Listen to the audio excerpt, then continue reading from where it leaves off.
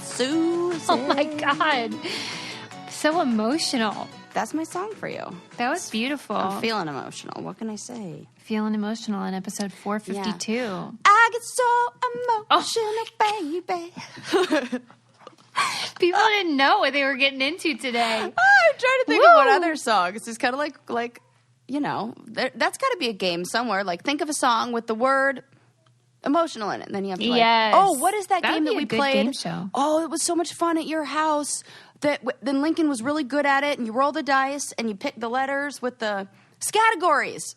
That is a fun game. Man, that was so much fun. No, he was really good at that. I mean, I guess so. That's a great game. It really is. There's nothing better than when you can get like alliteration and then get 2 points, you know, like Mickey Mouse or oh my gosh. Double trouble situation. Oh, now 2 I want to points. play categories. Can you play categories with two people? Yes, probably. Yeah, sure. Yeah, because you know, we have limited 2-player games in this house, and so you know, a person can only play so much gin and Othello. Would Ren want to play? Would Ren want to play games? Like, is he a game night kind of guy? Oh, for sure. Yeah. The first day, the first time I met his mom and I played like 6 rounds of Connect 4. Ooh. Because we both are just like people who like games. And Ren got that for her for Christmas. And she's like, ooh, want to play? I'm like, yes, I do. You know what's a good 2-person game is, what? In my opinion, Boggle. Susie, believe this one? Never played Boggle my whole life. You would love it. You know what would boggle your mind? The lack of experience I have with Boggle. You would love Boggle because it's all about words. It's just fun to say, too. Look, I'm literally writing down, like taking notes. Boggle. I just did, too. Check. Oh, my God. That's really funny. Okay, well, this is actually a funny that we even started talking about games because I was flipping through. You don't flip through things when I was scrolling through Vice online, and I saw this article that ended up, when I clicked on it, it ended up being the most mathematically confusing article I've ever read in my entire life. I could barely read it. I looked at it because there were so many numbers and formulas that I couldn't understand. But the summary of it was that puzzles are rarely the number that they are on the box. Get out. I don't mean just by a little bit. I mean by a lot of it. I can't believe this. I love that you're shocked. I love this. I love when I could get Susie to have this reaction. And honestly, that's how I felt, which is why I was like, well, I'm definitely reading everything about this. And then I opened it up and I was like, I definitely need a PhD in mathematics to finish this article. But it's all about the aspect ratio and how the aspect ratio needs to be visually pleasing. And there aren't many aspect ratios that get you close to those numbers, like the closest, So all 500-piece puzzles are usually 513 pieces. No, and they're 27 by 19 is like the regular, like the layout. I am loving that you're loving this. Like, this is like great because like I love this too, and like this is one of those things where I'm like. Like, do people care? But yes, because like... It's like whenever I told you that car door noises are a lie. I haven't even accepted that yet. That's how I feel about this. Like, I really bought into... because also, really, exactly 1,000? And who the hell is counting? Yeah, why didn't I question this? Right. And so 1,000-piece puzzles are usually... 1,026 pieces. This is crazy. 38 by 27. And this is the thing that the article said, and I don't know if this is true, but they said that they always have to be more because, like, you know, somebody will say that it's false advertising if there were 999 That's what I was thinking you were going to say. It's always over. Wow. Yeah. Games, man. My mind is blown. Yeah. So now, doesn't that make you want to just, like, get a puzzle and, like, count pieces? Because, like, I just really want to know. Yes. I'll be like, this is your school for the day. Count them. Oh, my gosh. That's so great. I think we will. That sounds great. That is excellent. An excellent idea. And then you're learning, oh, my gosh, look. You're learning a lot here. Because if you do, like, smaller sized, obviously not like 1,000, but you can talk about, like, like a 2x2 is 4 pieces. That's like you're learning multiplication, and he'll totally get that. Okay. I can see him. Oh, Suze. Professor Susie. Yeah, right. The Butler School of Excellence. Yes, Butler School of Excellence. What I don't get, though, there must be some sort of psychology about why they don't just say it's 513. Because I would be fine knowing that. There's a part of me that feels like that's like, that's not pretty. Like, it's not. There must be like a consumer thing where we wouldn't like it.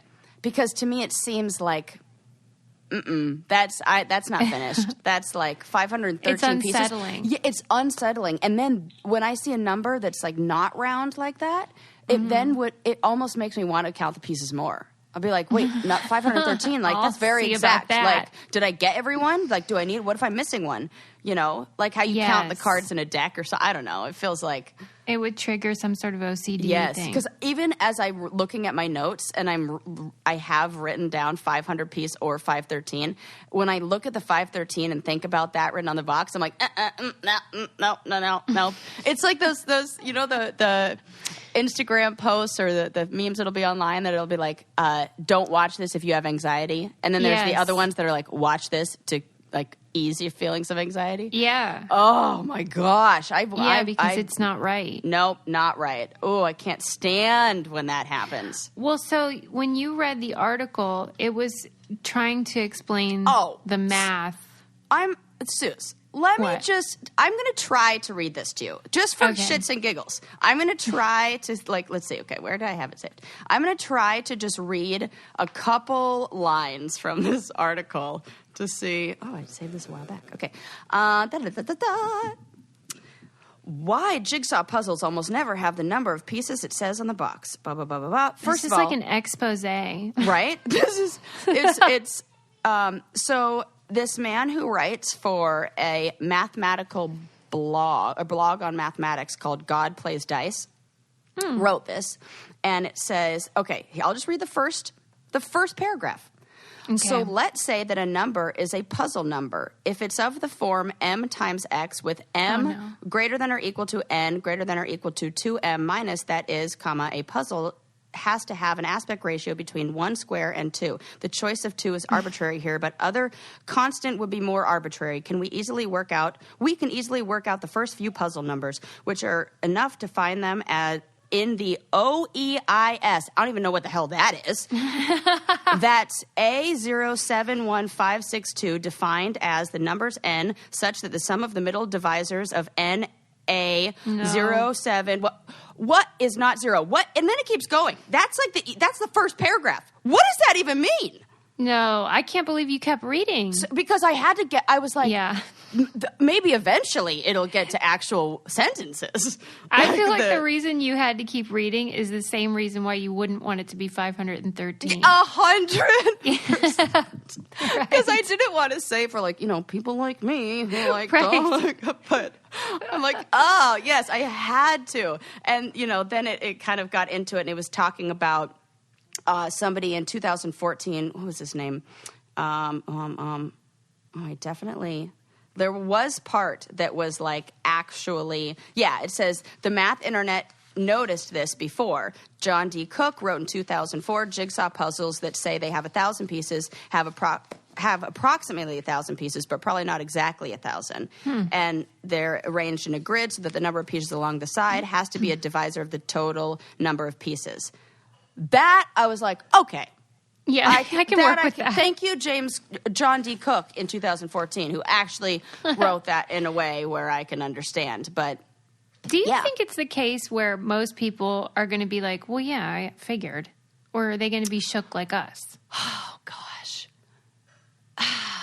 Are we the only doofuses who fell for it? That is such a good question, because there's a reason why that was at the top of the or maybe it is just my interest in that, because I think it's interesting, but maybe people are. But are they going to act like it was obvious that? Oh no, yeah, we figured.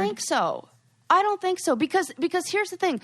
Even I had to think about it for a second, because even though puzzles are laid out in a grid, with the piece, sometimes in my mind, because they're like puzzle piecey shaped, I feel like it's not. Like but it is all even. It really is math. There's a lot of math in that. That's weird. And now I understand why that article's written like that a little bit.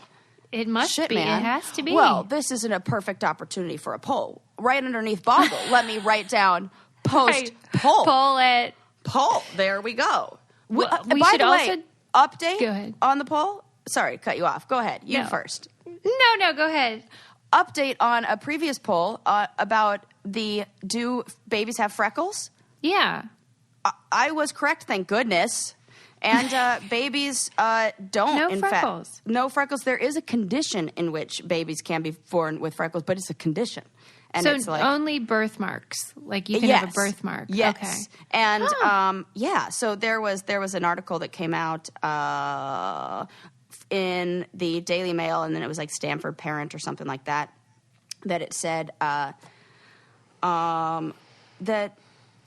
Oh, well, no, I had it there and it went away. But basically that, yes, they've done the research and babies are, not born with freckles. Wow, that is something I never thought of, but I really like knowing it. Yeah, and I took the poll, and a majority of people did agree. However, there was a small percentage that was like, 22% that was like, yeah, I voted. That's what I voted, the 22. What if it were only like 4 people, and one of them was Susie? I have to say, by the way, that we need to take a minute to talk about, before we started recording, we were talking about how Sarah and Ammo Elizabeth from the challenge are like bonding over their beautiful curls. Oh, yes. These two ladies looking gorgeous. And I wanted to encourage people, if you want gorgeous hair, to try Function of Beauty. Mm-hmm.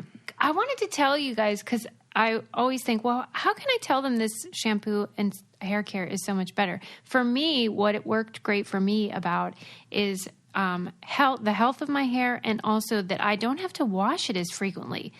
I don't know why that is, but it's just like stays really nice longer. Oh, why? Because it doesn't have all the gross fillers and all the gross stuff that build up on your hair that are like the chemicals and garbage. The stuff that it's using products that like are actually water soluble too. Okay, and that's why curly hair girls can use it, because it doesn't have that kind of stuff. Well, I love that, and it lasts so much longer too. So I can go a lot longer without buying more. Function of Beauty, you just go on, you take this quiz, and you say what kind of hair you have and what kind of issues you have with your hair that they can help you with. And then they create a special formula just for your needs, whether it's like hair care or aging or split ends or whatever. And then it's just really good stuff. Like Sarah said, they don't have sulfates and parabens and all that stuff. Mm-hmm. So what are you waiting for? Go to functionofbeauty.com/braincandy to take your 4-part hair profile quiz. Just takes a minute, and save 20% on your first order. Go to functionofbeauty.com/braincandy for 20% off. Let them know you heard about it on our show. That's functionofbeauty.com/braincandy. Yes. And you can tell Ammo Elizabeth, too, that she can get her curly hair all set with Function of Beauty. We do have curly hair talk, so I'll pass it along. Okay, Suze, do you want to hear about another game that's doing something interesting, or another game that we need to be really mad at and spoiler alerts, patriarchy? Okay. Do you hear about what's happening in the world of tennis? Well, yeah, with Naomi. Oh no, the other thing apparently. Oh, with the men? Yes. Yeah. What's the thing with Naomi? And who's Naomi? Naomi is the black tennis player. She's really young. I think her last name is Okasa or something. But she sat out in protest after the death of somebody, one of the many people killed by police, I think. Mm-hmm. And she's wearing a Breonna Taylor mask when she plays now, which is really cool. Mm-hmm. But anyway, go ahead. Sorry. Yes. Okay. Well, this is one where, we're just get to be mad at patriarchy. So one of the players, and I'm sure people know who he is, but I only know like the top, like, right. Well, now he's one of the top guys, blah, blah, blah, blah. But I only know like, the big, really, the famous ones. But Novak, what's his name? Djokovic? Yes, I think it's something like that. Okay. Novak Djokovic, he is breaking away, and a bunch of other top men are creating this players association that's kind of like operating like a union. And it was like billed as a way to get other players to join. And they're not including any women. Yes. I didn't know that they were like doing that as a point. I just thought that the women had a different association, but I must be wrong. There was a men's and women's tennis association, and then these men want to break away to leave the men's tennis association to form like a better one. And I don't know if it's just the men's or if they're frustrated by what they view as a lack of leverage in men's tennis. And I don't even know what that means, but for the top-ranked men players and like the highest paid men in the league to be like, we want more. And then But they won't let ladies in.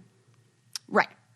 Yeah. Nice. Yeah. And they basically, I guess, like the Women's Tennis Association is like, no, none of this stuff addresses the issues that like we're concerned with. Wow. And yeah, because I guess like people are trying to understand, like, and it literally says in the article, it's not clear if the group would attempt to bargain collectively like a players' union in other professional sports. But I guess in other, and I didn't even know any of this, but in other major league sports, they act as like a league while their tennis players are all independent contractors. So I guess they, I don't know, need to be able to leverage. It's so confusing. And all I know is that I'm mad because women don't get to be a part of it. Yeah, and all I know fishy. is yes, really fishy. But what I do love is that there are men who are like Roger Federer, who is like, I don't like this, and they're refusing to join. Okay. Yes. So Roger Federer tweeted, and he was like, I agree these are uncertain and challenging times, but I believe it's critical for us to stand united as players, as a sport, to pave the best way forward. So he's like, unless we're including women in our argument for, like, players' rights and for what players need and for, you know, to whatever, get more money or whatever they want to do, this reminds we me need of to that include women.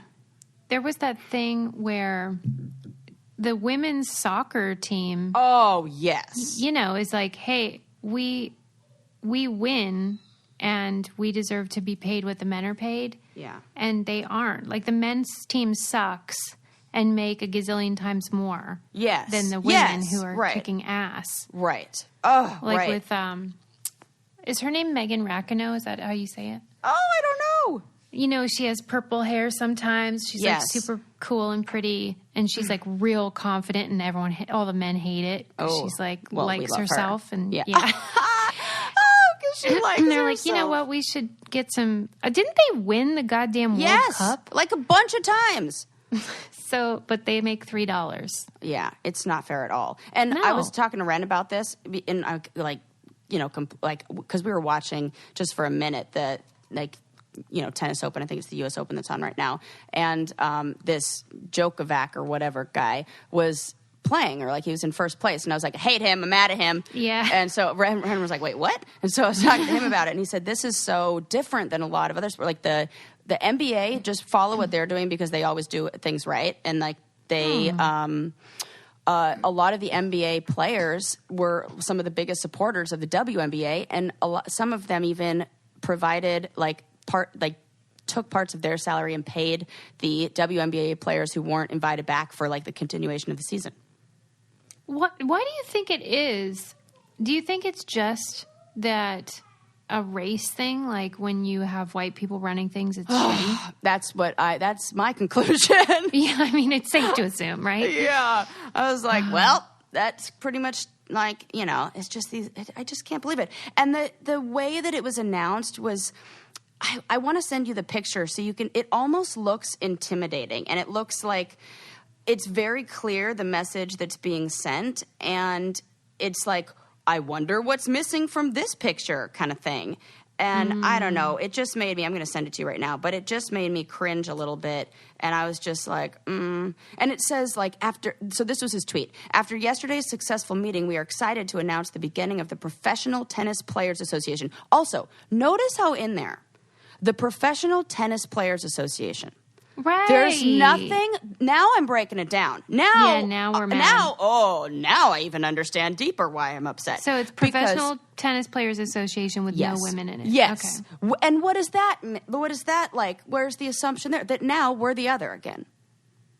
that they're Boy, the standard. That makes me mad.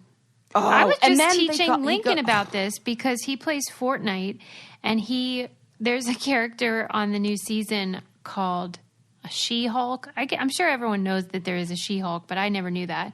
And I'm like, no, we're calling her Hulk, and we're going to call the other guy He-Hulk. Because why is she just denoted in that way of like, this is not the original? This is her version of that. Fuck off, right. And then he goes on to say, the first player-only association in tennis since 1972. So now he's like, it's like double down. The first player-only association for only men. Yeah, for wieners only. Did you see the picture? Yes. Where they're all standing in like this. Yeah, it's like, it looks like a date rape. Like, yes. What, where they do a lineup to see who committed the crime. It's and like I'm that. just like, come on. So that's what I'm mad about in tennis today. Me too. Thank you. So you're welcome. I am not mad, however, about my new adorable Jenny Kane boots. Oh, luxury. What did you get? What are you getting from Jenny Kane? Because Suze, as a therapist, associate therapist, I have to say that. One thing I love is being cozy in sweaters. Exactly. And what I really want is to be cozy in a I love luxurious... how you said as a therapist. Yes. No, please. There is a uniform. Right. I don't even know who made it the uniform, but this sweater says like cozy, like relaxing. Yes. It's basically like for me triggering my parasympathetic nervous system and getting me to calm the heck down. Do luxury sweaters do that for everybody? It's because she's a therapist. Well, I've loved Jenny Kane for a long time. And if you've ever seen my Instagram, you know that I'm like a uniform dresser, that I tend to wear the same basics all the time because then, that's my look and I know what I'm wearing. I don't have to think about it. Capsule wardrobe. Yeah. Yes. And they have all of those pieces. So it's like your favorite cashmere sweater. And like I just bought these suede mock boots, which are shearling lined, so great for winter. And they have cozy sweaters for year-round wear, ultra soft, lightweight. It's sweater weather, so it's time to stock up. And these are really high quality, really nice pieces. And they have a deal for you, which you have to take advantage of.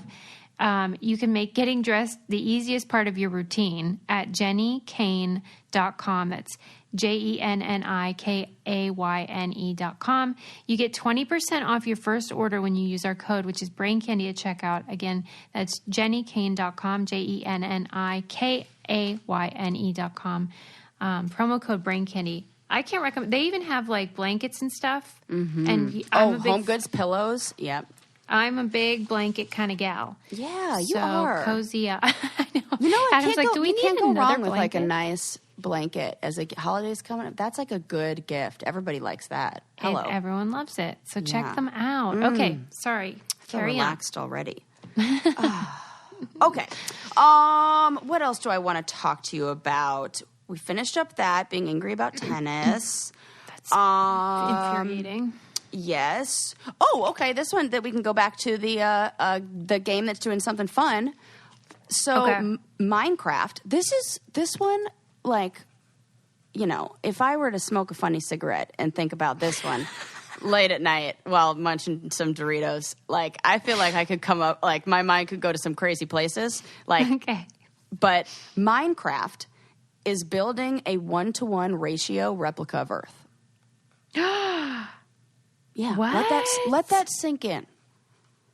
That Minecraft is building a life-size replica, and I don't even know how that works.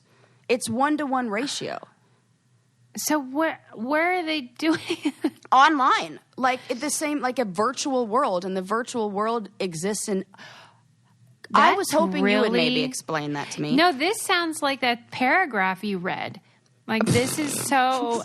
I basically come with, like, Susie, explain to me everything I've read in the last week. It's basically like if you try to think about infinity, that feeling? Yes. That's what this feels like. This is the exact feeling. This is why I dropped my astronomy class in my first semester of college because I was like, I freaking love space. I'm like, I love it. Like this, I liked Neil deGrasse Tyson before he was cool, and not to brag, but like to brag a little bit. And oh yeah, thank you so much for getting his autograph on that book for me, Suze. I treasure that. That's so. I think about that frequently.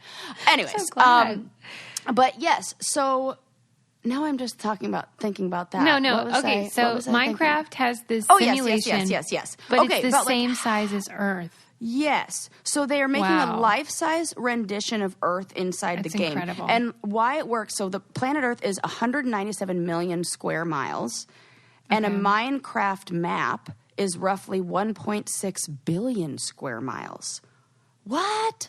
Wow. How? Where? I don't even know. And maybe this is hard for me because I've never played Minecraft, but maybe that would help. I've watched Lincoln play, and I guess I get it, especially since it's infinite what you can create. Right. Oh, but why are they doing it? Like, what's the end game? The ones, well, really just to be able to map it out, and because they can't, that was. I knew you were going to ask that, and I was like, please. As I was reading this article, I was thinking, and I'm like. I wonder, like, what questions Susie would ask about this. And one of the questions, the first one was like, well, yeah, but, like, why? And and I was so lucky that one of the sentences starts with... here's why. Whatever, his name online is Evil Paws, because I read that and I was like, wait, what is that? Okay, right. That's his online name. So Evil Paws said that people are constantly asking, why? Why rebuild the Earth with Minecraft? Yeah. And I was like, thank you for asking the question that I really needed to know the answer to. And to that, he says, why not? Something of this scale has never been done before. I hate when people say that. And it's ready for anyone who wants to take on the challenge of doing it. So the thing that inspired him, though, was that we can't travel right now. And he was like, wouldn't it be nice if people in different parts of the Earth were able to take part, like come together and build sections of like brick by brick. And he said is it going to look like Minecraft, though? Because that's not, like, going to scratch the itch of travel. Well, yeah, I know. But, like, you'd be able to, like, maybe explore a virtual world. But this is where, like, Stony Sarah would be like, okay. Now we have a one-to-one model, a virtual world. Like, how many steps away from that Ready Player One movie are we? Probably not that many. What is the deal with that movie? Oh, my gosh, you have to see it. That is one of the coolest movies. Oh, it's so cool. Adam's always talking about it. No, it's so good. Deal? It's so good. How do I even describe it? It's a simulation of life? Well, you're in the game. It's it's like this, dystopian future where everybody's like basically grinding and, working away. And the only time you can escape is in this game. It's basically if Fortnite or Minecraft or one of these, we just kept building it. And then you would be able to, and we combined that with like virtual reality where you can put on a headset and you could be in the game and you can spend money. Like, so, you can spend money like in real life on the game. And like, it's like if Fortnite or one of those games just like took over. And and that was, and then the person who created the game hides like Easter eggs in the game, and that's fun. And they make it so like there's like a real treasure, a real like prize, like money that you can win if you find all of these like keys and everything and unlock like basically like beat the game. Yeah. And like everybody's become, because of this treasure, it's like it's turned into, that poem that oh my God, I'm so glad we talked about this. This is great. I'm getting like goosebumps. I'm like, I love this topic. That poem we talked about that had the prize, it was buried treasure. The treasure. And everybody read the poem, and we even were like, well, was it even real, or was there even a prize there? Yes. Because could it just like get everybody interested and excited? Imagine if something like so accessible on your phone, like a game that you played all the time, you had the opportunity, like dangling this carrot like in front of you. That's so everybody's after it, right? And then you're basically the entire society is built around winning this game and like beating, because people come close, people are able to get parts of it but not all of it. And the best part is that it uses a bunch of, like, when you go into the virtual world, you could be any character from any video game or anything ever. So I think it's Steven Spielberg who director of the movie, and they put in a bunch of characters from other movies. Like, so you see, I like that. It's like recognizable. You're like, oh my God, there's King Kong. Oh my God, there's somebody whose avatar is like the Iron Giant. And like, they have like elements of a bunch of movies the car from Back to the Future is one of the cars that he chooses to like race in. And like those kind of things are really fun. All right. I don't know. I love it. It's like, and every time I talk about it with somebody, I have yet to hear somebody who's seen it be like, oh yeah, it's okay. It's always like, oh my God, that movie's so cool. Really? Yeah. And I even saw, like, I caught it on TV or something, and I only caught half of it.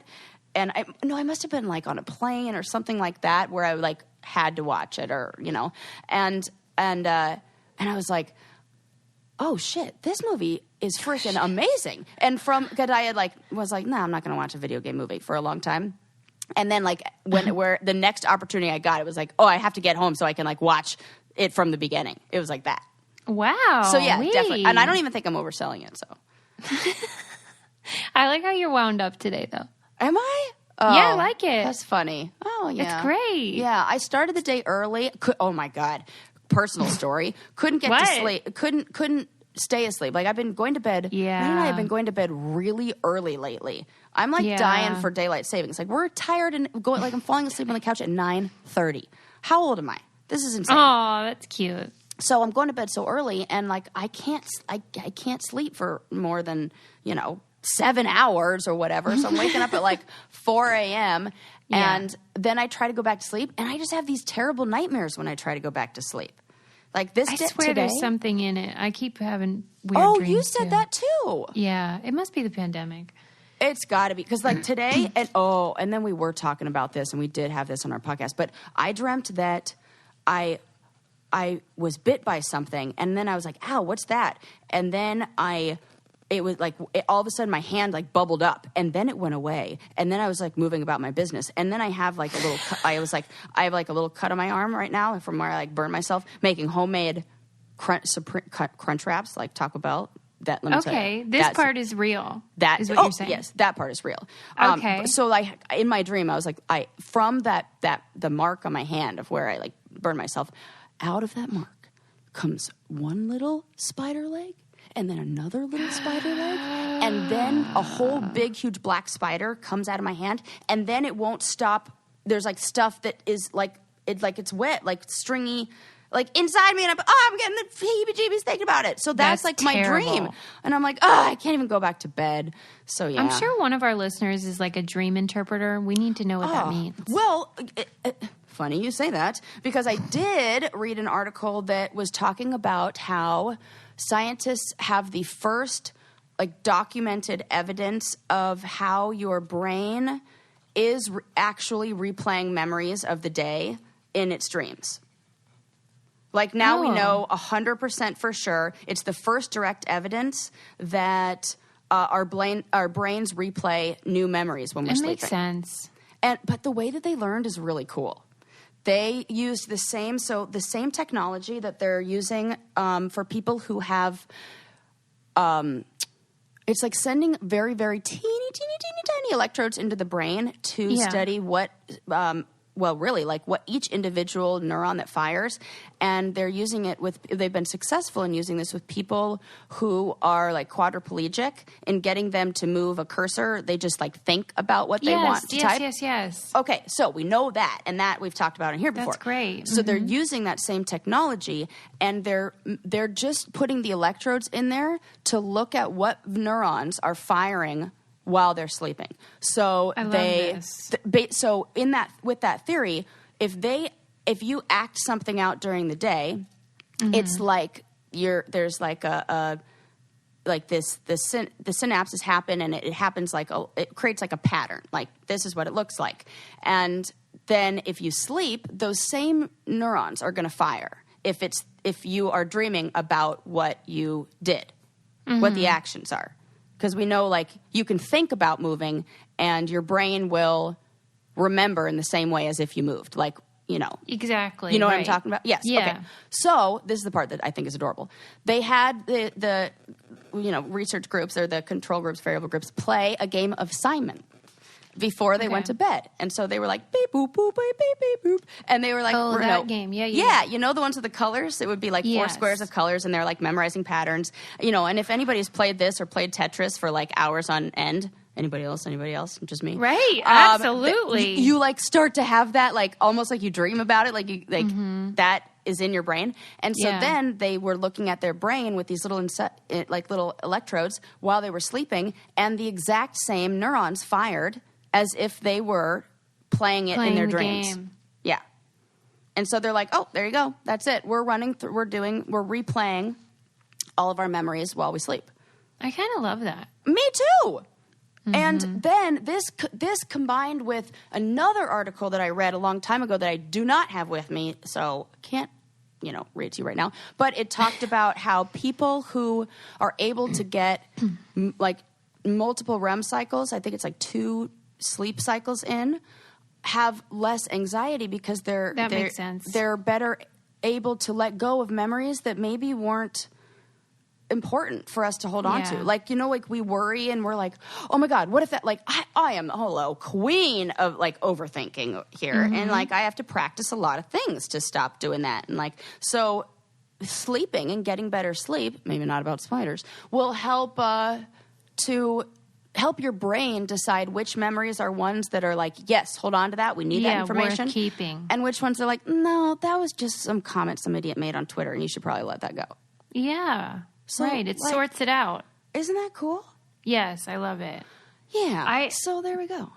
I want to tell you something else that's cool. This is a good tip. This is kind of like political brain candy I'm about to do.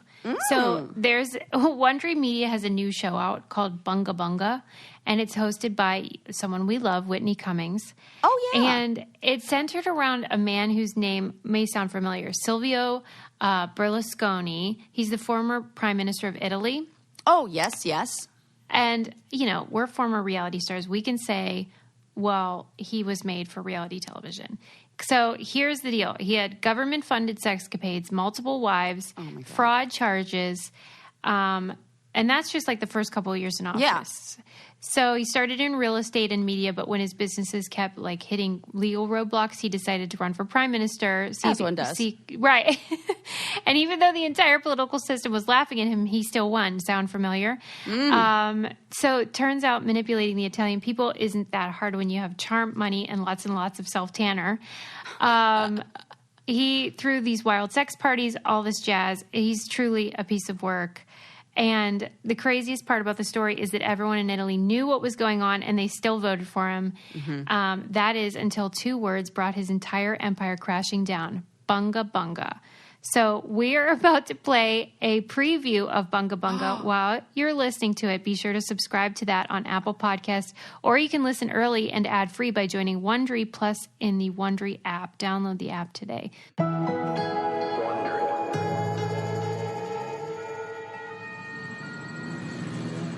Okay, people, we're going to Milan, Italy. Late on a Thursday night in May of 2010. It's a quiet night in the courtyard at number 11 Via Fatta Bene Fratelli. This building used to be a palace, but today it's Milan's central police station, and this is business as usual. Until officers bring in a 17-year-old girl named Ruby. The Ruby scandal is such a strange one because you have this young girl who gets arrested for essentially, stealing something from one of her roommates. And she tells the police, listen, I'm someone important. Ruby has wide eyes and pouty lips, and let's be real, she doesn't look surprised to be here. This isn't her first brush with the cops, but a few hours after she arrives at the police station, something happens that will change everything. The phone rings. On the other end of the line, Sylvia Berlusconi. Okay, here's what you need to know about Silvio Berlusconi. Some people like to say that in Italy, he's like Rupert Murdoch and Warren Buffett rolled into one. But that doesn't even do justice to the influence he has. In Italy, he's everywhere, and he owns everything. Oh, and I almost forgot. When Ruby walks into that police station, Berlusconi's also the prime minister. That's who calls about this random 17-year-old at a local precinct police station a little before midnight on a Thursday. And so everybody raises an eyebrow. And sure enough, Berlusconi knew exactly who Ruby, quote-unquote, the heart stealer was. Ruby's stage name is Ruby Rubacuori, Ruby the heart stealer. So what does the prime minister do when he hears Ruby the heart stealer's at the Milan police station? He tells the police that she's the Egyptian president's niece and he doesn't want an international incident. He tells the police to let her go. So they do. The end. Thanks for joining us, everyone. From Wondery, I'm Whitney Cummings, and this is... yeah, right, like, that's the end. That is not the end. Because obviously, this one little phone call raises a ton of questions. For one thing, Ruby is not related to the Egyptian president. That was a lie. All of a sudden, you have someone as powerful as Berlusconi making a call, and this girl who's in jail for stealing out of her roommate's purse is sprung from jail. And that raised a lot of eyebrows. It's like, who on earth is this girl? Where does she come from? How does she know Berlusconi? And more importantly, what does she know? Because Ruby definitely knows something. And the answer to what she knows is just 2 words. Bunga, bunga. Bunga, bunga. 2 words that will spell out a world of trouble for Berlusconi, for Italy, and maybe the world. 2 words that are the mystery at the heart of this story. What the hell is bunga bunga? Well, let me just give you some advice. If anyone ever asks you to bunga bunga, run. E dopo vai a fare un giro.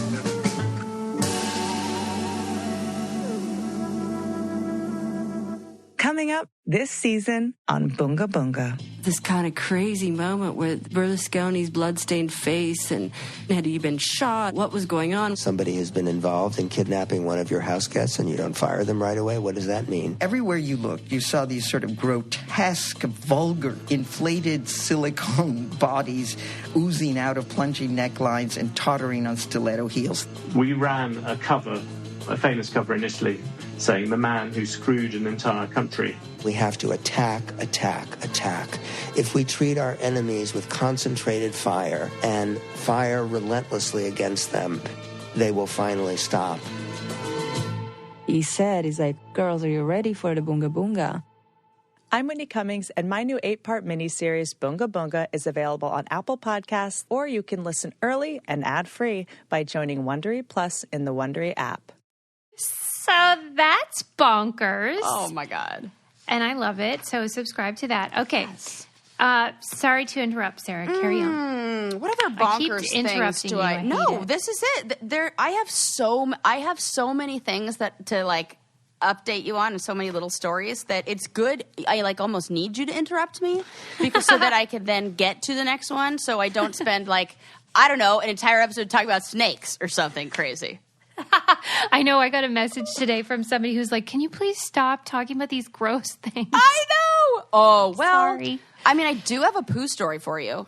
Oh, yes. Bring it. But, like, I feel like that doesn't even count as, like, gross. No, that's just like, life. And this is an important one because it also helps shed some light or give us some info or maybe, I don't know, it's a possible cure for somebody that we talked about in a previous episode. Tell me. So, remember the lady who doctors thought was drunk all the time because she had the gut fermentation syndrome where her gut was making alcohol? Yes. And the alcohol was getting into her bloodstream. And then yes. She was like, I swear to God, I'm not drinking. And you guys think I'm drinking, but I'm not. And I love this story. Yes. Okay. Well, she was not the only person who had this. This is something that apparently happens enough for, people to try alternative treatments to it. So there was a man who had the same condition, who was like brewing alcohol in his stomach, and he received a fecal transplant to reset the gut microbiome. Yes. Worked like a charm. Yes, I've heard. No, honestly, this sounds so weird. I know. It's totally, it's like the best. It's the future. It is the future. Poo transplants are the future, and we're not even making that up. Go ahead, soundbite it. Don't even care. Yes, it's true. Soundbite. It's true that sometimes what's causing your ailments and even anxiety and depression can be rooted in your gut. And like the biome that you have in there can be the problem. And so for some people, the only way to restore it and get you healthy again is to get poop from someone else that's healthy, and they shoot it in there or whatever. I don't know how they do the transplant. Carefully? I have no. This is an aside, but I saw this hilarious meme today. There was a collection of all NASA's articles and their headlines about Uranus. It was so funny because it was like, it said like, I'm a mature adult, I'm a mature adult, I'm a mature adult. And then all the headlines are like, sweeping winds on Uranus baffle scientists. Scientists finally discover what Uranus smells like. Turns out it's rotten eggs, which is hilarious. So that is an aside, but that made me laugh a lot. Speaking of Neil deGrasse Tyson, when I went to see him, he calls it Uranus. Well, because that's how you're supposed to say it, but come on. Yeah, but so then when I talk to Lincoln about the planets, I call it Uranus. Yeah. But then I had to say, just so you know... At school, they'll probably call it Uranus, and they'll probably think that's really funny because your anus is another word for your beehole. Mm-hmm. And just want you to know, like, if people are laughing, that's why. I'm glad that you explained it. Do you remember being a kid and not knowing and having people laugh? I hated that. You had older brothers and sisters. I hated it. But then you were religious, so what the heck did you know about? Yeah, it was a real mixed bag. But then so is everybody else at your school. So we weren't allowed to mention that planet at my school. It's ungodly. It's my very excellent mother just gave 9 pizzas. Right? Oh my God, that's so funny. What if that were the part that they were? Do you remember when that teacher was up in arms? Not teacher, that parent was up in arms about the book that had foul language, and it was the dictionary that she wanted out of the school. And it was the dictionary. Oh, God, that makes me laugh. People are so crazy.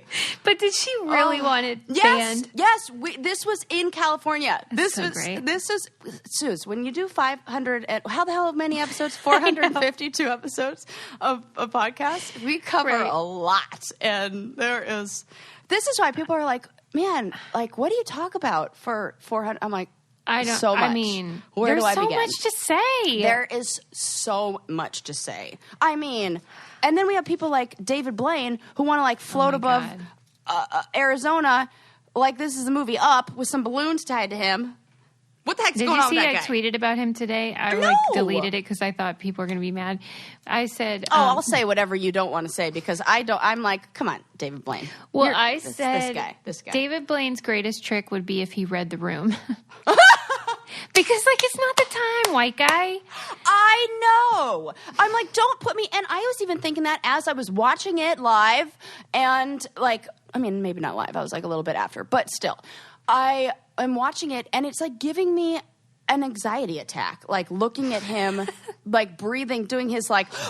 I hate his whole performance. Like, yes. I'm like, you don't. It's so performative. It's like...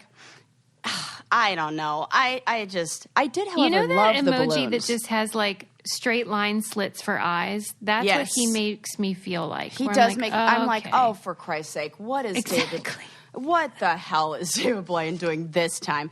You know, I don't know why. What now? And this is a very big departure from my normal feelings about magicians. Yes, right. And you love magic. He's what is it? The exception that proves the rule that magic is the best thing ever. I don't know. But because he's different. He's sort of like an actor. Yeah, and I don't like what do I not the big like what's that guy's name who does it? David Copperfield. Basically, if your name is David and you play with cards, I'm probably not. You hate magicians named David? I hate magicians named David. Prove me wrong. Right. Find a good one. Find me a good one. Oh, it's that's impossible. Really funny. Sus, you are tickling me today. You're just making me laugh. But yes, I did not like that, and it gives me anxiety, and I don't even get it. And especially because that astronaut guy who has already jumped from like the frickin' stratosphere. So yes. Yeah, we're not impressed, David. Yeah, and also he's using an oxygen, and then he tried to make it seem more extreme than it was. He was like, "Are you looking at my oxygen? Look at my oxygen. I'm gonna watch how it's going up." I'm like, "You're fucking fine." That is my least favorite part of his whole quote unquote magic is the talking. Yeah. Stop talking. Yeah, and you know what? I don't even care if people are like, "What? David Blaine is like? Did you see it?" Nah, I'm fine with it. Well, that's why I deleted it, because somebody wrote, we still need entertainment and a little bit of magic never hurt it. And I was like, oh, no, you can't read the room either. Like, I am not into your earnest tweeting. Yeah. Reading, that's a really funny tweet, though, because that really is true. It's like, and then I also feel like the colorful balloons and like happy like it's a party is also not. Yes. Like, that you're like balloons, party, celebration. Who the hell's celebrating? I know. Somebody tweeted, like, I feel like David Blaine is trying to do close-up magic from far away. I totally agree. And as a lover of close-up magic, I'm like, nope, that's not it. I don't like it. I hate this. That's what that is. That's what that is. Something that definitely does feel like magic but isn't is the amazing work that the people at Fiverr do. Oh, yes. Whatever you need. We're working on a project, and I've used them like 10 times this week. They have freelancers from every service industry that you could want. Graphic design, copywriting, web programming, film editing, all kinds of stuff for social media, which I love. It's so handy, and you can just pick whatever freelancer meets your needs for really, really good prices. They have great customer service. It's available 24/7. And I just think it's great to support freelancers, especially right now when people are working from home. So great. You know what I want to do? I want to make a logo for me and Ren for when we go for like to put on our camping stuff. That's and I want it to be something that's like campy and represents the both of us, and also as a way to like mark all of our stuff. And then I can like, I want a logo that's ours. So I was thinking I'll use Fiverr and we'll have our own personal like family logo. That's like a crest. That's Isn't that adorable. A great idea? Yeah. Yes. And they have all those I got a iron-ons deal for you, can print. Sarah. Yeah. Tell me all about it, Suze. Check out Fiverr.com and receive 10% off your first order by using our code BRAINCANDY. Find all the digital services you need in one place at Fiverr.com, code BRAINCANDY. Again, that's Fiverr.com, code BRAINCANDY. And Sarah, we have a guest. Ooh. This one's so good. She is an author. Her name's Dr. Charlotte Markey, and she wrote a book called The Body Image Book for Girls. Wow. Love yourself and grow up fearless. I love it. I read it, and I was like learning myself. Oh, that's so good. Well, I always say it starts with the basics, and we got to just do the same thing and go back to square one. Yes. Well, because as you said, I went to a Christian school, and our sex ed was called Created in Love. And, it's not exactly thorough. And I was like looking at some of the pictures, like where all the stuff is on your body. And I'm like, I swear I'm learning right now, like where stuff is. But the cool thing about the book is that it's like totally today, for teens and preteens. She talks a lot about weight because that's her specialization, is like what's healthy, how you should treat your body, how you should feel about your body. Stuff that's, I think, so good for people in that 9 to 15 age group where you like are figuring it all out. It's got great guidance and advice. Something a little better than the book, Are You There, God? Is Me, Margaret? Because that really didn't do a lot for me. I mean, it's a start. I could use an update, for goodness sakes. This could fill in the gaps. Yes. Yeah, and if you have a daughter or a niece or a friend who is in that age, this is a great book to get them. The Body Image Book for Girls by Dr. Charlotte Markey. And she has really a lot of insight about just the way women in general feel about their bodies. So if you're interested in that kind of thing, you would love this interview. So welcome, Dr. Markey. All right. Dr. Charlotte Markey, thank you so much for coming on the Brain Candy podcast. I really, really love your book. Let me get the title right. The Body Image Book for Girls. Love Yourself and Grow Up Fearless. Hello. What a great message. Congratulations. How are you feeling? I feel great. It's so exciting. We've been working on this book for almost 3 years. My God. I know. It feels like a marathon. And then there was a delay with production due to the pandemic. So it's finally happening. It almost feels surreal now. Right. Because it's been so long coming, and now your baby's here. And now exactly everyone's going to see it. Is it stressful? I know. A little bit, because, you know, so much build up and you put so much into it. It's like, I hope people like her. Do you feel like the feedback is what you were expecting? Yeah, so far. I mean, I think a lot of people are surprised that there haven't been more books like this for girls, because most kind of body image like books have been for adults, and they're written by like celebrities, or, you know, it's kind of more beauty oriented. It's not really of the same sort of thing I'm trying to do, which is much more, you know, like helping girls just accept themselves and grow up kind of not being overly concerned about some of this. Yeah, I mean, it's hard to believe that there hasn't been more talk about that, because it feels like by the time you're an adult, a lot of the like messaging has been internalized. Yeah. So you're working in the prevention arena, right? Right. And, you know, after the first book I wrote was about not dieting, why dieting doesn't work. And it was for an adult audience. And I started thinking a lot, even when I was working on that, which was now, I don't know, 6 or 7 years ago, that girls need this message. You know, I feel like so many women, especially of my generation, I'm older than you. So, you know, like people I know are all in like our late 40s. We're like, oh, it's just so hard to detach from some of those messages we got as kids, even if logically we know we don't really believe them.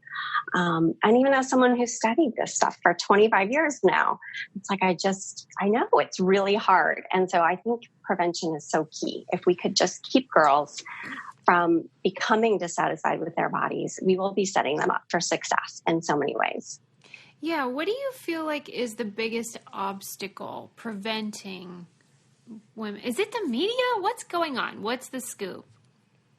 I mean, the media is an important part of it, because the media is all about presenting perfect, beautiful people and selling us products so that we can become more like them.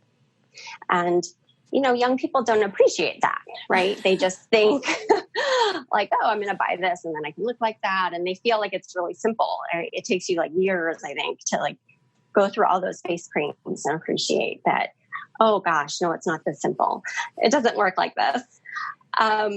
So I think the media is a big part of it, and social media and smartphones. You know, it's like kids have the media at their disposal in ways that certainly I didn't when I was young.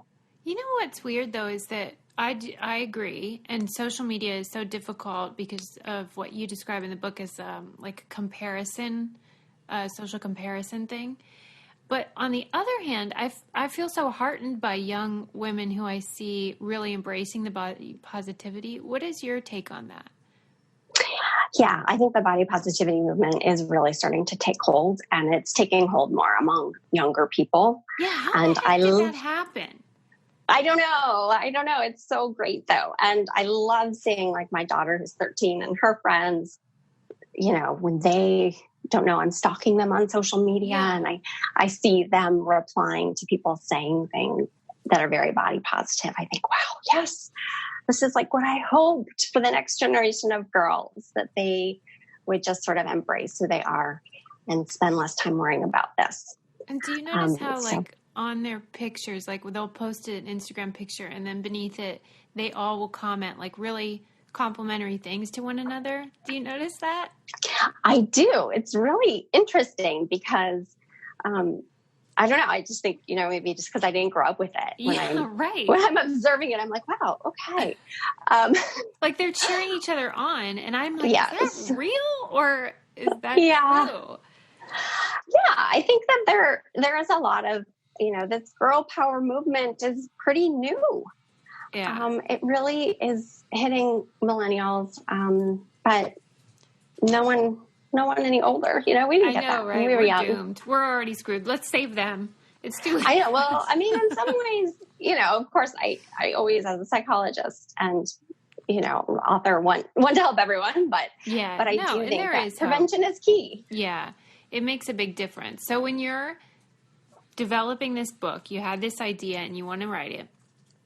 And are you reflecting in that time? Are you reflecting it all on like the crappy sex ed and like even anatomical descriptions that were done when we were growing up? They're horrible. And there were so many things that we weren't told. Of course, I went to Catholic school growing up. So like sex ed was called family life. Ours was called Created in Love. Yeah. So it was probably pretty similar. Like there was a lot left out. And then what happens, like, you know, in your 20s, you start figuring some of these things out, almost like by trial and error. So, you know, we really don't want girls to be doing that. We want them to kind of understand, not just and appreciate and accept their bodies, but, you know, like how they work and where things are. And, you know, my daughter was, I guess, 11 when I was drafting the chapter on puberty, and I had her proofread for me to make sure that like she understood everything. And there's anatomical pictures in the book, and including like where the clitoris is. Yeah. And she was like, "Oh, I don't know, Mom." And I was like, "No, trust me, you're gonna be glad you know about these things." Even I was looking at that, like making sure I knew it. Like, okay, do I have this straight? Because it just wasn't available. And No. And I think too, then if you're curious or you want to know those things and people haven't made that information available, you feel kind of shameful or like you're kind of being dirty or perverted. And that's not empowering. You know, that's not what we want for our girls. We want them to feel sort of in charge of themselves physically and psychologically. Well, I love how you speak to them, and it's not condescending or infantilizing. It's respectful and fun, and you include testimonials from actual young people who weigh in on their struggles and their feelings. I think that was a brilliant move, and I hope people are giving you great feedback about that because it's really important. Thanks. You mentioned in the book that there's a lot of misinformation about bodies and sex and stuff. What do you think some of those things are? Well, you know, a lot of my research as a researcher has focused on dieting and weight issues. And I think, you know, when I teach my psychology of eating class at Rutgers University, students say all the time when we get to the dieting section, like, why don't people talk about this? Why isn't it not known that like none of this really works long term? I'm like, because a lot of people are making a lot of money off of coming up with new plans and products and pills and whatever all the time.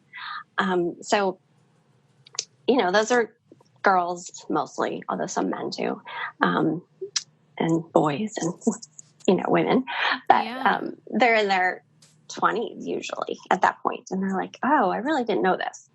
So I think that's really important. That's why there's almost a whole chapter on kind of like, just don't do these things. Yeah, you were like, don't, I know you're going to do it, but don't do a fat diet. It's inevitable. Yeah. We all do at some point, but don't you wish we could learn from our mistakes? I mean, they're so tantalizing, and we all have those times. And I know for a lot of people right now, after being quarantined, they're feeling vulnerable, you know, or after the holidays, like the beginning of January, we all feel kind of just like not our best selves, right? And we want to do something to feel better. So I completely understand where the sentiment's coming from. Like, what can I do now so I can feel better and feel less gross and feel better about myself psychologically? And so, you know, then you get these ads or something in your Instagram feed about what meals to skip or what, you know, what, whatever, like smoothies they're going to send you or whatever it is that year, that week, that month. And it's tempting, you know, I feel tempted by them sometimes too. Like there are definitely moments where I think like, no, stop. What are you even thinking here? Right. You know better. So I get why, like, we're all mortal, why we want it to be true. That's the thing. Yeah, there's a lot of things we would like to be true. We would like to be able to take a pill and lose weight. And if it were that easy, like, well, we would all be doing it by now. Yeah. And you know, you spend a lot of time kind of setting people straight. But your message of truth isn't as appealing as the people that spend all this money marketing a product to get you to buy it. Theirs is going to sound way better. So it's a real uphill battle. It is an uphill uphill battle. I know. And I really learned this the hard way, I think, with my first book, that if your message is not super sexy, right, you're just going to get less press. But, I think what I hope anyway is, and what I do feel as a parent myself, is that people want better for their own kids. People want them to have accurate, evidence-based information. They want them to have the truth. They want them to understand things that it took some of us 20 or 30 years to figure out. And so I think we're more careful about our kids than we are about ourselves. Mm-hmm. And so I hope that, a book that's pretty factual. There's a lot of anecdote. There's a lot of things that we included to try to make it really readable. Yeah. But it's evidence-based. It's not, there's no misinformation unless it's something we're trying to set straight. I love that. I just thought couldn't say enough about how much I enjoyed it and how valuable I think it is. So I'm glad you're doing it. I wonder though, for you, since you spend so much time talking about, food and body image and all that jazz, what it feels like for you as just a regular person in your own body. Does it affect how you see yourself? Yeah, I think most of the lessons sort of that I prescribe, that research suggests, are things that are good for us to do. I really do try to do. I really try to practice what I preach as much as possible. Mm-hmm. And, I've been studying food, especially for so long, and raising my own kids, it's just been really important to me to try to sort of follow what the research suggests. So, we have fun food in the house. We try not to make it a big deal. Right. Sinful. So sometimes people are shocked because they think my kids should eat healthier than they do. And I'm sure they're like, wow, doesn't she like city food? That kid eats a lot of mac and cheese. But, and also during the pandemic, it's like, even soda, which I am not big on in general. I've been like, okay, yeah, I'll order you guys some soda because, they're teenagers. Stolen summer, the stolen year. Right. It's like, right. It's like, there's so many worse things you could be doing if you actually were out of the house right now. Sure. Yeah. Have a Coke Zero. Yeah, I think that's so good though, because then nothing is seen as taboo. And then it's like the forbidden fruit. And that can create unhealthy relationships too, right? Yeah, for sure. And that's exactly what I didn't want. I wanted them to be able to enjoy food, but also to kind of take it or leave it. Mm-hmm. And so far so good. Parents mess up their kids in all kinds of ways, usually unintentionally. So I guess when they're full grown adults, I'll have a better sense if this is a success story. But, it's something I think that's worth being thoughtful about. Why do you say in your book that it is never correct or the right answer for a girl or young woman to diet? Most practically because it's not going to work. Because kind of by definition, when we talk about dieting, it's just something we would do for a short time period. And then once you change your eating habits, your weight's going to change again. I think on a more idealistic level, I don't want girls or boys or men or women to diet because I think it does start people down a path of having a really unhealthy relationship with food and not enjoying food and feeling like they have to avoid food. And, food is like one of the best things in life. Mm-hmm. So it's just really a shame when that sort of tension starts to develop around something that should be good. Joyful, right. Joyful and fun. Yeah. And that doesn't mean eat mac and cheese for 3 meals a day. But,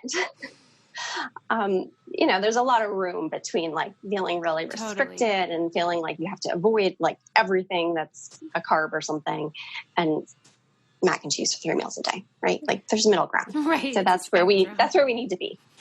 When you were writing the book, was there a particular section that was really hard or challenging for you? Yeah, I really struggled with the section in talking about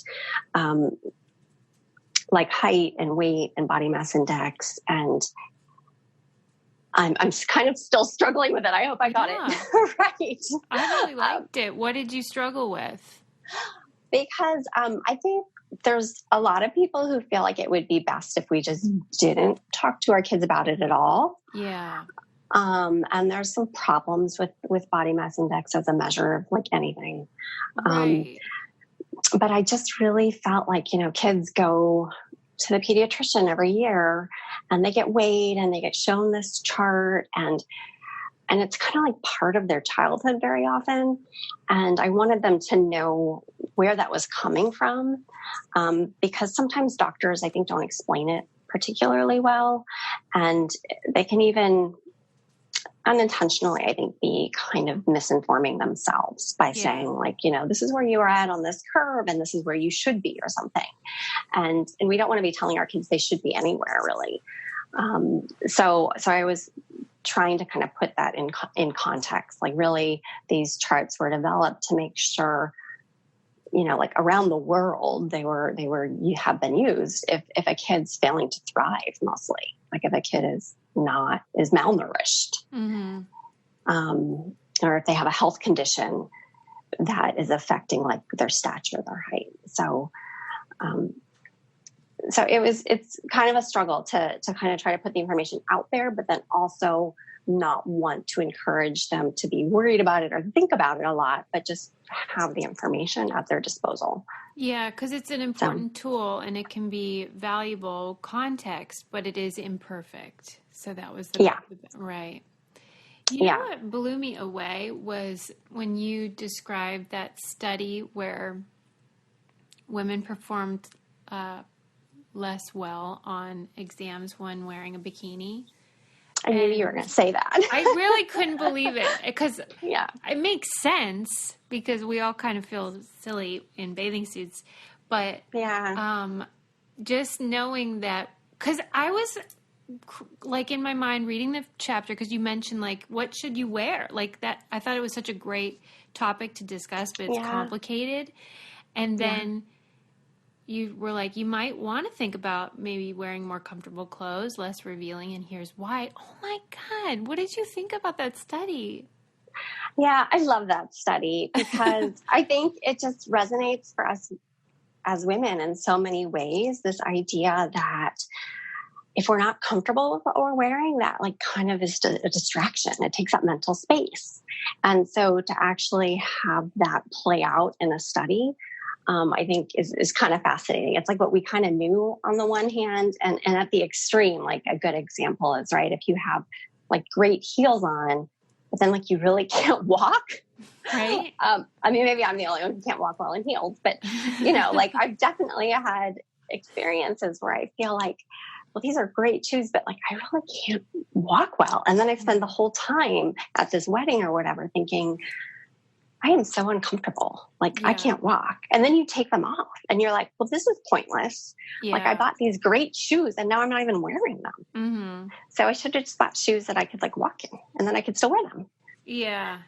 I just loved it. Cause I mean, it's good to know that you might perform not at your top level if you're not wearing clothes that you feel totally comfortable in.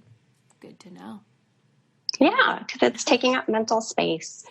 Maybe you don't even realize it, Yeah, for sure. Yeah. I really like that you gave permission to people and young girls to care about what they look like. Because here's what is not useful. Being like, don't worry about how you look. Well, the fact is it does matter, especially, to yourself if it's bothering you. And so you kind of gave permission, like, it's okay to care. Was that intentional? Yeah. And, a lot of body image scientists talk about this and they refer to it as an adaptive appearance investment. So this idea that like spending time sort of taking care of your appearance in ways that are not harmful or risky does make you feel good about yourself. And you should do it for yourself. You shouldn't do it for, a significant other or because that's what your friends expect of you or something. Yeah. But it's okay, and I think too, as a psychologist, like I'm very often interested in the nuance or the sort of gray areas in this literature. And I find that, you know, if you just say like, oh, just love yourself exactly the way you are, or you have to do like 800 things to love yourself, like both of those extremes are wrong. Like they're not really helpful, like you said. So I do think that sort of this gray area in the middle of trying to figure out like, well, what do I need? You know, what does matter to me? Do you ever have people say to you like, well, you don't understand because you're so beautiful and you're so fit. How would you know? I mean, I think that that's just, you know, it's all, it doesn't really matter in a lot of ways what you actually look like. It doesn't. You know, because I think most people have some self-consciousness. I mean, I have never talked to a woman, even a woman that I thought was completely stunning and perfect, who didn't see something wrong with herself. And, you know, so I think that, I mean, it's not to sound, you know, unsympathetic to people who may, you know, look really different than what's considered average or attractive. Right. But I do think overall, it's universal. You know, we all feel kind of like, you know, I mean, I definitely have a friend who says that sometimes to me. She's like, oh, but you don't have to really worry about that. And I'm like, get it. I'm like, well, you know, if I had never worried about this, if this was something that didn't feel like a real issue to me, do you think I would spend like my entire career studying it? Yeah, exactly. You know, obviously I totally get it, but like it's a real issue. It's something that really bothers people. It's something that can be really devastating. So what did you mean in the book when you said, be your own influencer? Because I like that phrase. I just wanted you to elaborate. Yeah, I mean, I think that, you know, trying to delve into the world of social media for kids is, it's tricky because also you can't just say like, oh, just stay away from that. Like they would have no friends. Like this is how they connect with people. Yeah. You can't just take it away. Especially now. Right. Because they're not even able to go outside sometimes. So I think, you know, the idea of just be your own influencer is like, well, just, it's okay to sort of present who you are comfortable being to other people. And you don't have to compare yourself to other people. You don't have to follow other people. You know, again, sort of this idea of empowerment, just be in charge of who you are and let other people respect that. Right. I love that concept. That's so cool. I wanted to read this was in the paperwork for the book. It was said a recent study found that approximately 40% of more than 800 young adults surveyed would rather contract COVID than gain 25 pounds while social distancing. Did that surprise you, or you're like, yeah, no, duh, I know this? I mean, both. That's a lot. That's crazy.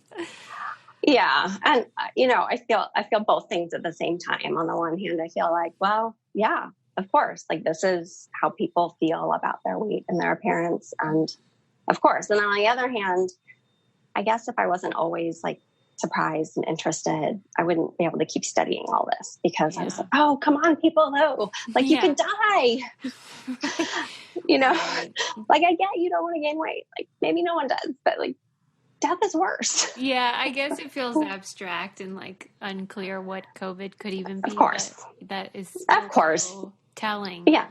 Yes. It's very telling about, I think, what weighs on people. And I mean, what I love about that statistic, though, not that it exists, of course, but just that it impresses on all of us that this is a real issue. Like it's not just someone's superficial concern about their hair color or the size of their thighs. Like they might truly rather think about like life or death as, you know, and so that's pretty concerning. After you turn in a book and it's the final, you can't change anything. Is there inevitably like something you wish you would have included or done differently? Or do you feel at peace? It's just what you wanted? You know, I had such a great team working on this book and it was read by so many people. Some of whom I will like, owe favors to forever. I feel like friends, other parents, colleagues who study body image and eating behaviors. My husband read the whole thing. God bless. I know, more than once. And he's like the harshest of all, though. He's the best editor in some ways, because he is not afraid to say things. And, then a professional editor, professional copy editor. And, there are so many great people had so many suggestions. And so I did feel like it was really worked through well. That's so great.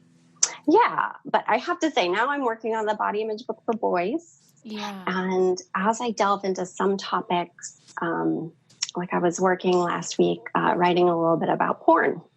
And I thought, I didn't cover this in the girls' book. And that makes sense because, girls don't like seek out porn the way like teenage boys do. But the fact that boys seek it out and have certain perceptions and understandings then indirectly does affect girls. Yeah. So I was already back at my editor over email like last week. And I was like, we have to do a second edition. Like, I'm really happy with it, but I think it's amazing. I'm so grateful for everything you did. But like, can we do like a second edition in a couple of years? For real. Because I keep coming up with more things. And she's like, it's almost 200 pages. Yeah. It's enough. No, I know what you mean. She's like, it's okay. Keep thinking, but it is long. But that is such a good point. And even when reading your book as it is, I was thinking of comments that boys made to me when I was 13 or whatever age. Yeah. And how they still rattle around in my brain, regrettably. And, they just stick with you. And now a lot of that is informed by boys who are exposed to images and videos that give false ideas about sex and women. Sometimes worse. Yeah. Yeah. I mean, I think it's really concerning, and it's kind of, newish. Like, we don't really completely understand. Yeah. I think we have more data on like how this affects boys than like how it indirectly affects girls. Yeah. Yeah. Keep thinking about that, Doc. I know. That. I need to keep thinking about it. I'm sure that there'll be more studies in the future. So I'm into it. Mm-hmm. Last question we ask everybody, which is, what do you keep in the trunk of your car if you have a car? I do have a car. I don't really have anything in it right now. It's empty? Yeah, I have like a sheet, like a bed sheet, I think, because I was buying plants to garden because you can't do anything now. I love that. See? That's a good answer. Yeah. I mean, it's been in there for months because I actually am not gardening anymore now. It's too hot in the Northeast. But for a while there, I like kept going to this outdoor nursery where it felt safe. And I was like, okay, I need more flowers. Yes. Because there's so little you can do these days. I was like, I'm going to make a great garden this year. I love that. And we talk about how what's in the trunk of your car sort of tells you where you are in your life. And I feel like gardening right now is such an act of hope. Yeah. Sort of like this like nesting feeling, right? Yeah. Like if you're stuck at home, make it as nice as you can. Yeah, and it's alive, and maybe it'll grow, and there's hope for tomorrow. God help us all, yes. Yes, and I feel like your book is the same way. It gives me hope because I really want girls to have more information. It's so empowering. And the message you're giving them is fantastic, but it's also factual, science-based. And you're doing the work of the Lord, man. I hope so. It's been such a pleasure to do. I feel really, really fortunate, like I said, to have had such a great team of people who helped me put it together. I always say we did this because I'm the only author, but like my, main editor and I were on email just forever, every day for periods of time. And I feel like it was really a team effort. And I'm just so grateful to be able to do something that's meaningful to me. Well, it's essential reading, and I hope everybody checks it out. The Body Image Book for Girls, Love Yourself and Grow Up Fearless by Dr. Charlotte Markey. What a wonderful book. Thank you so much for coming on Brain Candy. Thank you. And you are off the hook.